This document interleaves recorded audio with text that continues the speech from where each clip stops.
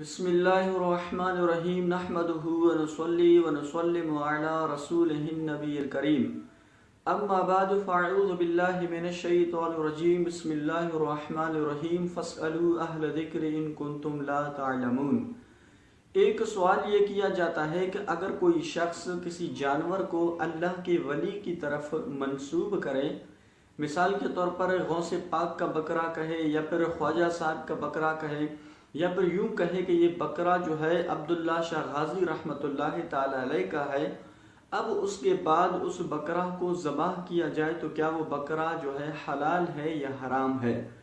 دیکھیں، سب سے پہلے آپ اس کا مطلب جان لیں کہ غوث پاک رحمۃ اللہ تعالی علیہ کی طرف یا پھر اسی طرح کسی اللہ کے ولی کی طرف جانور کو منسوب کرنے کا مطلب کیا ہے۔ اس کا مطلب یہ ہے کہ اس کا ثواب جو ہے وہ فلاں ولی کو پہنچ جائے۔ یعنی اگر کوئی شخص یوں کہے کہ یہ غوث پاک کا بکرا ہے تو اس کا مطلب یہ ہے کہ جب اس جانور کو ذبح کیا جائے، اس کے بعد جب اس کے گوشت وغیرہ کو تقسیم کر دیا جائے تو پھر اس کا ثواب جو ہے وہ غوث پاک رحمۃ اللہ تعالی علیہ تک پہنچے۔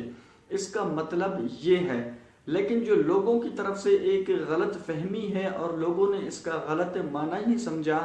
بعض حضرات پھر قرآن کی آیت کو پیش کرتے ہیں کہ اللہ نے فرمایا وَمَا أُحِلَّ بِهِ لِغَيْرِ اللَّهِ، یعنی جو جانور غیر اللہ کے نام پہ ذبح ہو وہ حرام ہے۔ تو یہاں پر اس آیت کا مطلب یہ ہے کہ ذبح کے وقت جس جانور پر غیر اللہ کا نام لیا جائے تب وہ جانور حرام ہو جاتا ہے۔ لہٰذا ذبح کے وقت اگر تکبیر پڑھی جا رہی ہے، وہاں پر اللہ کا نام لیا جا رہا ہے، اس کے بعد یا اس سے پہلے بھی اگر اس کو منسوب کر دے کسی اللہ کے ولی کی طرف تو یہ جانور بالکل حلال ہے، حرام نہیں ہے۔ کسی چیز کو کسی ولی اللہ کی طرف منسوب کر دینے سے وہ شے حرام نہیں ہو جاتی۔ جس طرح کہ حضرت سیدنا سعد رضی اللہ تعالی عنہ کی جب والدہ کا انتقال ہوا تو انہوں نے نبی کریم صلی اللہ علیہ وآلہ وسلم کی بارگاہ بے کس پناہ میں عرض کیا کہ یا رسول اللہ صلی اللہ علیہ وسلم، میری ماں کا انتقال ہو گیا ہے، یہ ارشاد فرمائیے کہ کون سا صدقہ افضل ہے؟ تو نبی علیہ الصلوۃ والسلام نے ارشاد فرمایا کہ الماء، یعنی پانی کا صدقہ یہ افضل ہے۔ تو پھر حضرت سیدنا سعد رضی اللہ تعالی عنہ نے ایک کنواں کھدوا کر اس کے بعد کہا کہ ھذہ لأم سعد،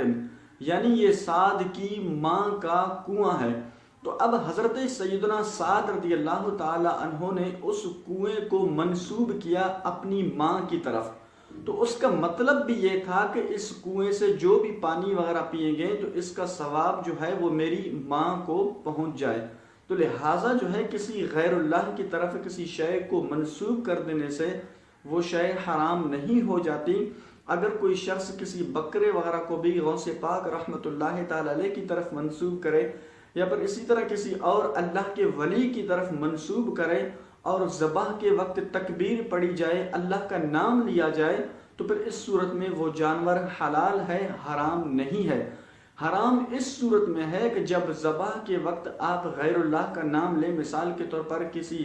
ولی کا نام لے، غوث کا نام لے، حتیٰ کہ اگر کوئی شخص ذبح کے وقت تکبیر کے وقت یعنی اللہ کے نام کے بجائے اللہ کے نبی علیہ الصلوۃ والسلام کا بھی نام لے تب بھی وہ جانور حرام ہو جاتا ہے۔ تو لہٰذا آپ اس غلط فہمی میں نہ رہیں، تکبیر کے وقت ذبح کے وقت اللہ کا نام لیا جائے تو وہ جانور حلال بالکل جائز ہے۔ اللہ کریم جل جلالہ ہم سب کو عمل کی توفیق عطا فرمائے۔ وآخر دعوانا ان الحمد للہ رب العالمین۔